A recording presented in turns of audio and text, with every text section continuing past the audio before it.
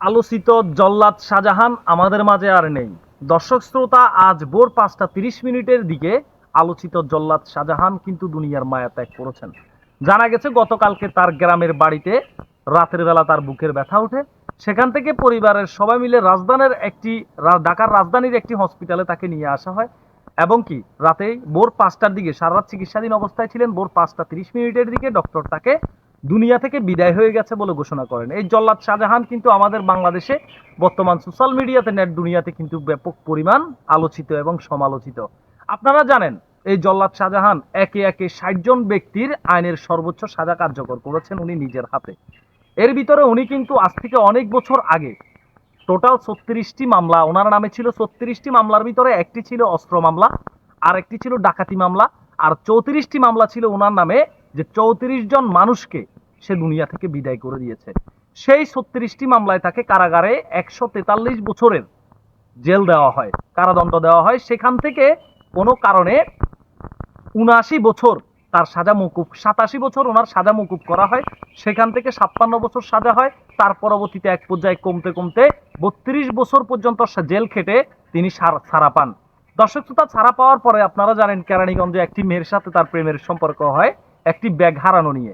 সেই ঘটনার পরবর্তীতে সেই মেয়েটিকে উনি বিয়ে শাদী করেন এবং সেটা নিয়েও কিন্তু অনেক আলোচনা সমালোচনা হয়েছে। সেটা নিয়ে জেল, কারাগার এবং 1.5 মাস সংসার করে সেই মেয়ের সাথে তার বিচ্ছেদ হয়ে যায়।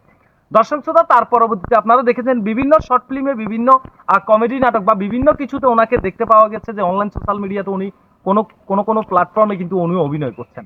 তো আপনারা জানেন এই জল্লাদ শাহজাহান বঙ্গবন্ধুর পরিবারকে দুনিয়া থেকে যারা বিদায় করে দিয়েছে তাদের মধ্যে 6 জনকে এই জল্লাদ শাহজাহান নিজের হাতেই কিন্তু আইনের সর্বোচ্চ সাজাটি কার্যকর করেছেন।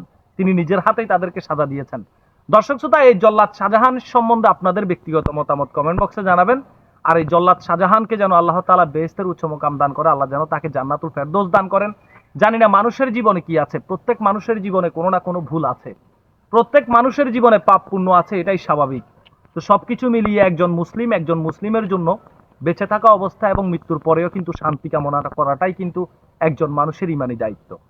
তা আমি বলবো, একজন মুসলিম হিসাবে আপনাদের সবার কাছেই বলবো, এই জল্লাদ শাহজাহানের জন্য সবাই দোয়া করবেন, আল্লাহ যেন ওনাকে জান্নাতুল ফেরদৌস দান করে, ওনার জীবনের সকল গুনাহ যেন মাফ করে দেন।